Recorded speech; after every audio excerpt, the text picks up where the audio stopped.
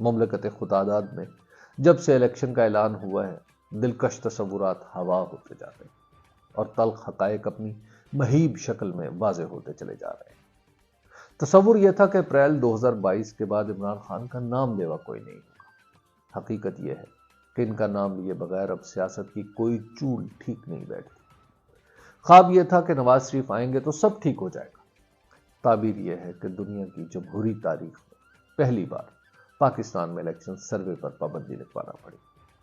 خیال میں عوامی پذیرائی کے بے نظیر مظاہرے جھلملا رہے تھے، حقیقت جہلم کے اس 19 سالہ نوجوان نے بیان کر دی جو مجھے چند دن پہلے وہاں کے بازار میں ملا۔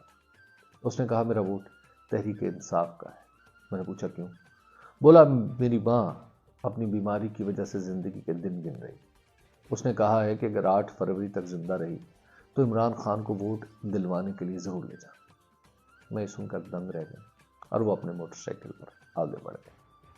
جہلم کے اس نوجوان جیسے ہزاروں لوگ یہ بتاتے ہیں کہ ہمارے اکابر کے تصورات کچھ نہیں، گلی محلے کی حقیقت عمران خان ہے۔